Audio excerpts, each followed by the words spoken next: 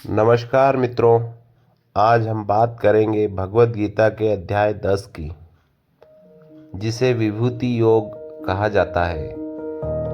इस अध्याय में भगवान श्री कृष्ण अर्जुन को अपनी दिव्य महिमा यानी अपनी विशेष अभिव्यक्तियों के बारे में बताते हैं। यहाँ भगवान कोई चमत्कार दिखाने की बात नहीं करते, बल्कि वे यह समझाते हैं कि संसार में जो भी श्रेष्ठ है, सुंदर है, शक्तिशाली है, वह सब उनका ही अंश है।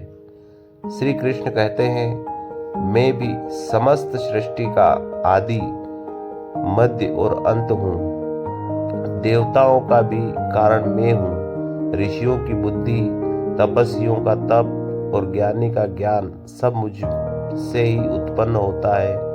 इसका अर्थ क्या है? इसका अर्थ है, जब भी हम किसी में महानता देखें, किसी पर्वत की ऊंचाई, सूर्य का प्रकाश, गंगा की पवित्रता या किसी महापुरुष का तेज, तो समझे कि वह परमात्मा की झलक है।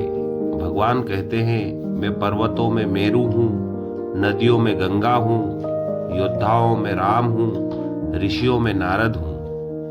यह प्रतीकात्मक भाषा है, मतलब जो भी अपने क्षेत्र में सर्वोत्तम है वही ईश्वर की विभूति है। अब इसका हमारे जीवन में क्या महत्व है? जब हम यह समझ लेते हैं कि हर श्रेष्ठता के पीछे ईश्वर की शक्ति है, तो हमारे अंदर अहंकार नहीं आता।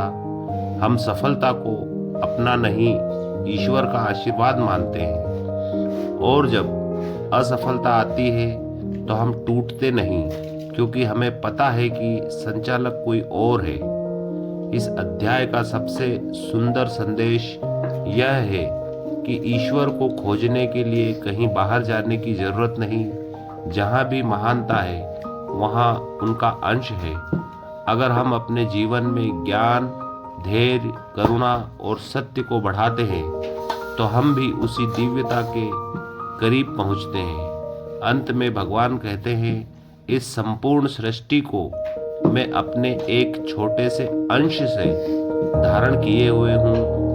सोचिए, जब एक अंश इतना विशाल है, तो पूर्ण परमात्मा कितना अनंत होगा। मित्रों, अध्याय 10 में हमें सिखाया है, ईश्वर को पहचानना है तो श्रेष्ठता को पहचानिए और अपने जीवन को भी श्रेष्ठ बनाइए। धन्यवाद।